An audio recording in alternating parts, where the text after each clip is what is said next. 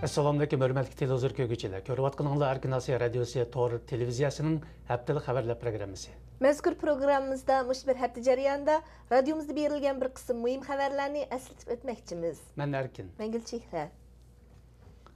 Dunyoning har qaysi joylaridagi Uyg'urlar namoyish qatorliq faoliyatlar bilan 1997-yildagi 5-fevral g'ulji voqeasining 15 yilligini xotirladi. Ba'zi davlatlardagi Uyg'urlar yig'ilish qilib, voqeada qazo qilgan hamda voqea sababidan tutilib turmalarda g'oyib bo'lib ketgan Uyg'urlarning ro'yiga atab duo qilsa, yana ba'zi davlatlardagi Uyg'urlar Xitoy elchixonasi oldida to'planib, Xitoy hukumatiga qarshilik bildirdi. Bu xildagi qarshilik namoyishi 3-fevral Amerika poytaxti Washingtondagi Xitoy elchixonasi oldida o'tkazilgan. Namoyishga Uyg'ur milliy harakati rahbari Rabiya Qodir xonim o'zi yetakchilik qilgan va Uyg'urlarni birlik, ittifoqlikka chaqirgan. 1997 yılı 5-fevral G'uljidagi Uyg'ur yoshlari namoyish tashkillab, Xitoy hukumatining adolatsiz siyosatiga norozilik bildirgan edi. Biroq Xitoy hukumati namoyishni qonliq bostirgan va minglagan Uyg'urni turmaga tashlagan.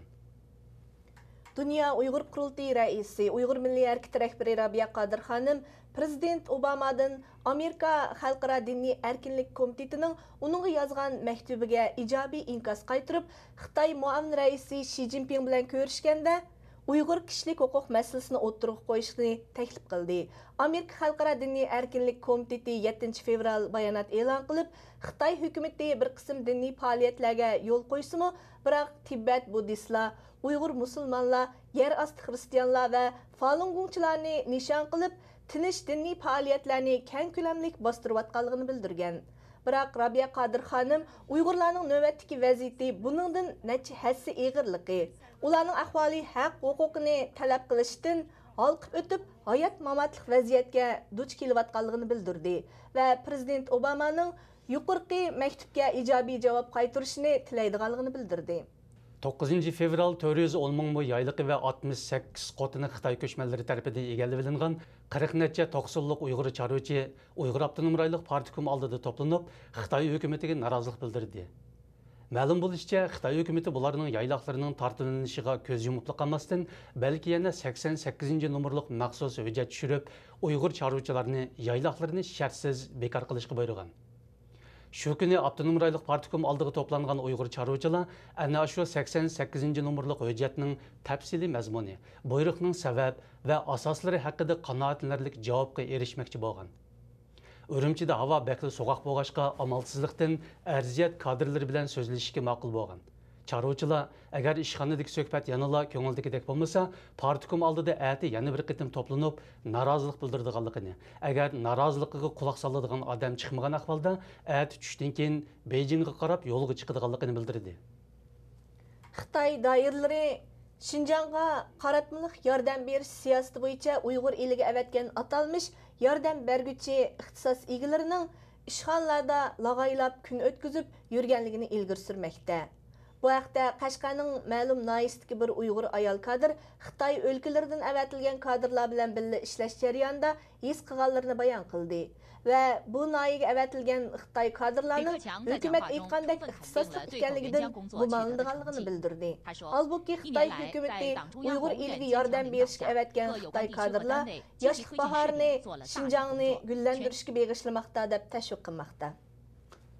2005 yılı 4. ayda Turpan vilayeti Yariyizida yuz bergan qotillik voqeasida saqchilarning ziyonkashlik uchirg'uvchilarini qutqizishning o'rniga ularning ishki a'zolarini ilib ketganligi ilgari surilmoqda. 2005 yılı 4. ayının ma'lum bir kuni Yariyizidagi Ayşemgül Tursunning dadisi va ikki bolasi bir qotil tarafidan pichoq bilan yaralandirilgan. Saqchilar qonun doktorlari bilan naq maydonga yetib kelib, oldi bilan Ayşemgül Tursunni ayrim bir yerga solab qo'ygan. Ondan yurt jamoatini qo'radan qo'g'lab chiqarib, sirliq bir qutqizish operatsiyasi boshlagan. Ayşemgül Tursun solangan joydan qochib chiqib, qonun doktorlarining o'g'lining ishki organlarini ilib kichik bir sanduqqa silayotganligini ko'rgan va saqchilarni o'g'irlar deb cho'qan solgan. Jamoat qo'rug'i bostirib kirib, Ayşemgülning yaralangan yana bir qizini saqchilarning qo'lidan ilib qochgan. Ayşemgülning deyishicha, jasadni yo'g'uvchilarmi jasadning qo'rsoq qismining kesik va kamtiklik haqida isbot bergan. Lekin shuncha ko'p isbot va guvohchilarning bo'lishiga qaramay, badan organlarining ilib olinganligi haqida bugungacha hech qanday bir delo turg'izilmagan. Ayşemgülning arz shikoyatlariga quloq solg'uvchi biror o'rinma chiqmagan. Angliyadagi Tayjin Horuz Xitoy Uyg'ur kimligini yo'qotishni davom qilmoqda mavzuliq maqolasida Xitoyning Uyg'urlarni yolg'iz qoldirish siyosatini yeziq o'zgartirish orqali boshlaganligini ilgari surgan. Maqolada Xitoy hukumatining Uyg'urlarni islom dunyosidan yiroqlashtirish uchun 1962-yili Latin elifbasi ko'chirganligi, keyincha Turkiyadan latincha yozilgan kitoblarning Uyg'ur eliga kirib ketayotganligini ko'rgan Xitoy hukumati qaytadan yeziq o'zgartib, arabchadan o'zlashtirilgan Uyg'ur elifbasi tuzib chiqib, amallashtirganligini o'tirib qo'ygan. Maqolada mundaq deyilgan: "Buning bilan Xitoy Uyg'urlarni bir yoqdan dunyodan va turk dunyosidan ayirdi. Yana bir yoqdan yangi avlod ajdodlarning yeziq madaniyatini tushunmaydigan holga keltirildi." Maqolada Uyg'ur madaniyatini qo'g'dab qelish uchun Xitoy hukumatining Uyg'urlar ustidan planli holda yurgizayotgan siyosatlarga qarshi jamoat fikri to'plashning muhimligini qayta ta'kidlagan. Muhtaram televizor ko'rguvchilar, yuqorida Erkin Osiyo radiosi to'g'ri televiziyasining haftalik xabarlar programmasini ko'rdinglar. Kelar hafta ko'rishguncha omon bo'lgaysizlar. Xayr xo'sh. Xayr xo'sh.